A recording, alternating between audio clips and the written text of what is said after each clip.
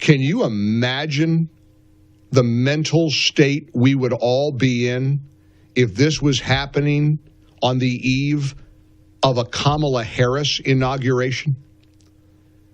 Let that sink in for just a moment. I try to be an optimist. I try to be positive. And here's a positive thought for you today. We could be getting ready for her inauguration.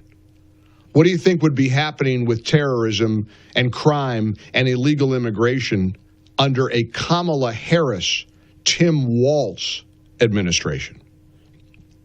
Boy, we got real lucky. We are blessed. We're fortunate.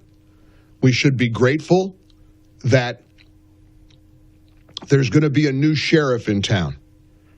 And the new sheriff, in a Truth Social platform, posted just moments ago, our country is a disaster, a laughingstock all over the world.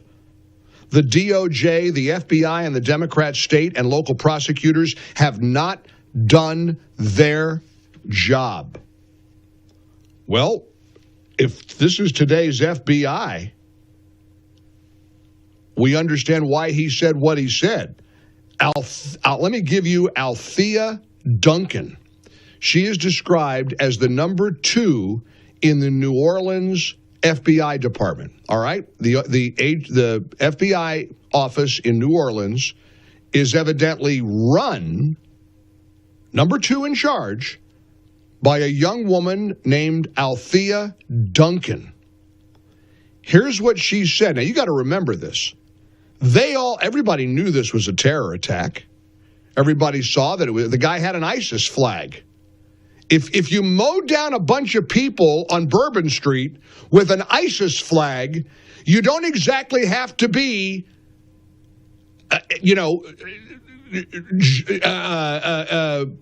Scotland Yard to figure out that it's a terror attack.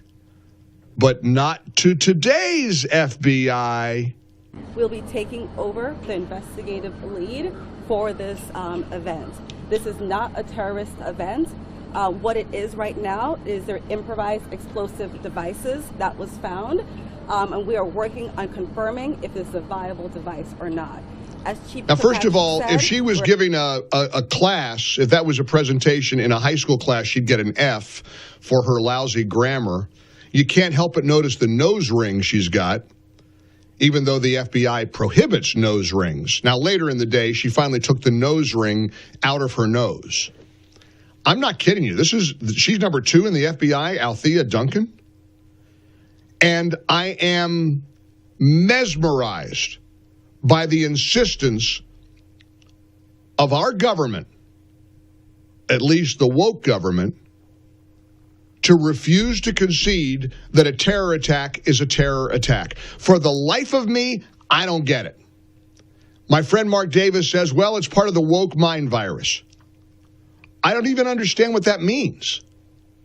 Mark's argument is that people on the left are worried that if we call a terrorist attack, people will be accused of being Islamophobic. That, to me, is a very hard case to make. So I want to start right there with that. As we kick things off here in the Relief Factor studios, big thanks to Joey Hudson, Lee Elsey, filling in for me over the holidays.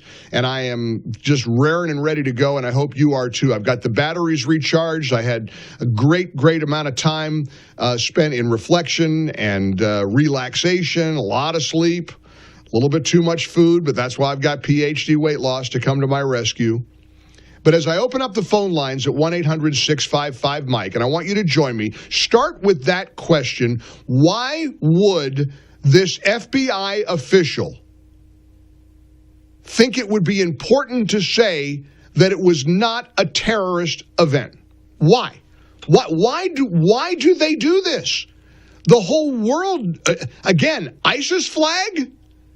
But there's got to be a reason behind it. What do you think it is? I'm at a point right now where I think we need to hold on for dear life for the next 18 days. At least 15 people were killed on Bourbon Street in New Orleans. The victims are now being identified. They almost all are young people, young college kids, fresh-faced young people with their whole lives ahead of them.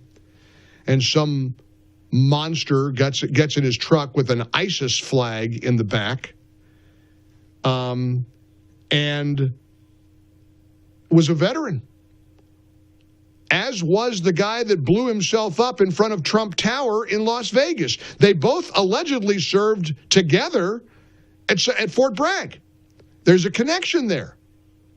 I don't think there's a coincidence here. There's something happening that it almost feels like the bad guys are taking one last crack at the U.S. before Trump gets inaugurated on January 20th, because there's a new sheriff in town in 18 days. And he ain't putting up with any of this. He's fired up. Wait till you hear about his Truth Social post today over the New Orleans terror attack and the Tesla Cybertruck explosion outside Trump Tower in Las Vegas. I'm just astounded at the leadership, the law enforcement leadership in New Orleans. I'm watching this press conference last night thinking this has got to be a joke. The New Orleans police chief, I don't think that's her exact title. They do weird things in Louisiana. I think it's a different title. Isn't it superintendent, I think? But she's essentially the police chief of New Orleans. Her name is Ann Kirkpatrick. She's got quite the history. She apparently ran people over herself with a car. Accidentally, of course. She was fired from a job in Oakland. She sued. She got $1.5 million. So she's got quite the colorful story.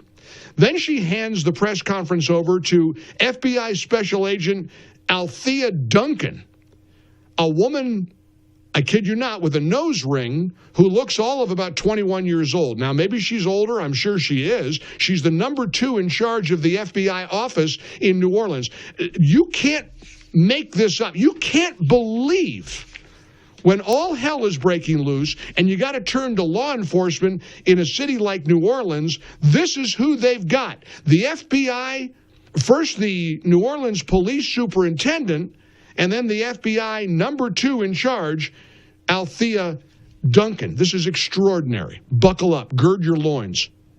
In order to conduct this, he was hell-bent on creating the carnage and the damage that he did. Because of the nature and the indices that we have on the scene, and we have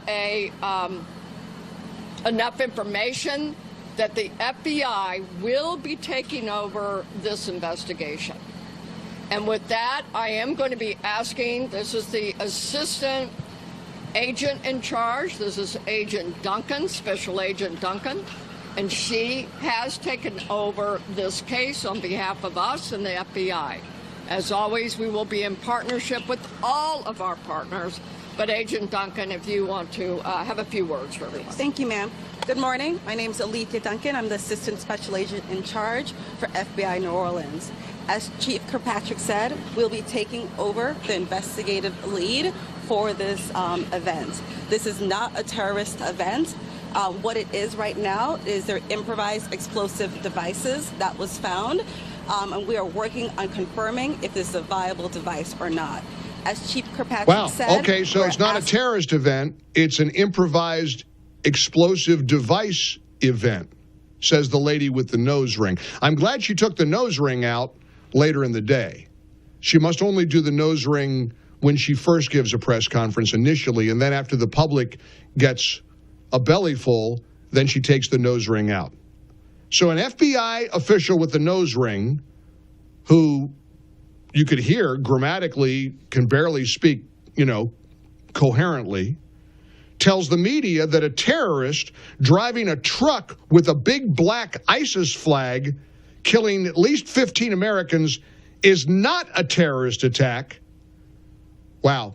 Kash Patel, please get confirmed ASAP. Somebody sent me a text message on the MyPillow text line about the police superintendent. Grandma has no clue. The press conference is horrible, full of mixed messages, but don't worry.